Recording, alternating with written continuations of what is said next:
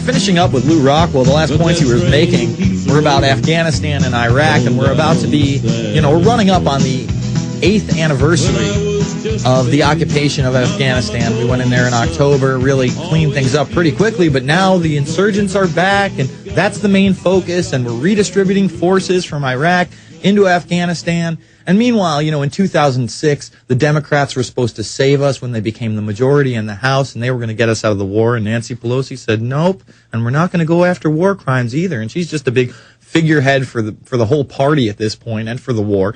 The Barack Obama administration comes in, and they backtrack on their plans. Oh, we'll be out in 18 months, we promise. Now he's officially saying, all combat troops will be out by the end of December 2011, but we're still going to have 50,000 non-combat troops in Iraq right around the time of an election year. Give me a break. I mean, talk about Orwellian speak.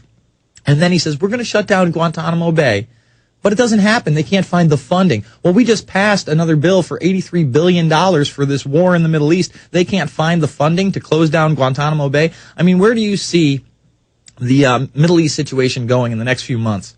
Well, I think it's very frightening, and I think Barack Obama is potentially more of a militarist and more of a warmonger than even George Bush, if only because he may feel he has to prove more because of what people thought might be his pro-peace agenda. I must say I was fooled early on. I thought maybe he was a guy who was actually going to be less belligerent, but of course it's not true. So yeah, the so-called insurgents are doing better in Afghanistan. And, who are these insurgents? These are Afghanis who don't like the idea of a bunch of foreigners occupying their country. Now, isn't that a crazy, wacko business that somebody might feel that way? So, of course, we're supposed to demonize and hate the guts of anybody who doesn't want to be ruled by the U.S.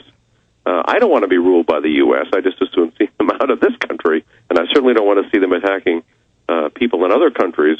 But they're stepping up the wars, and there's some very alarming rhetoric being used against Iran. If Iran wants an atomic bomb, and there's no evidence that they're doing anything to produce one, according to the International Atomic Energy Agency and all the people who inspect them, there's no evidence. If they want a bomb, why would they want a bomb? They would not want a bomb to bomb Israel or the U.S. or anybody else.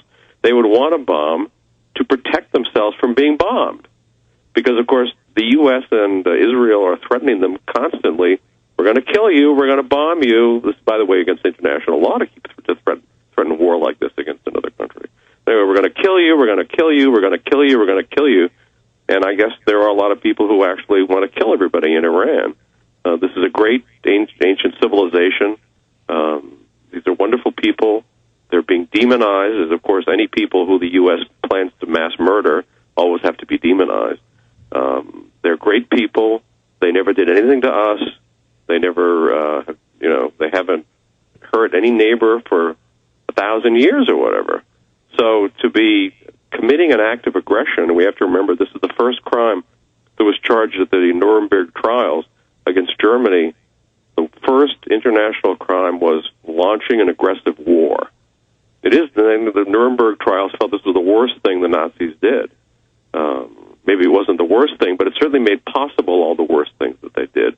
The atmosphere of war and totalitarianism that comes with total war, the total state, and that seems to be the direction that we, the once the land of the free, are headed in. So I think it's very alarming that they may plan to bomb Iran and kill who knows how many people. This, by the way, is an act of murder. It doesn't matter that you're in a government uniform or that you're in a government house in Washington, D.C. If you push the button and kill people, you are a murderer.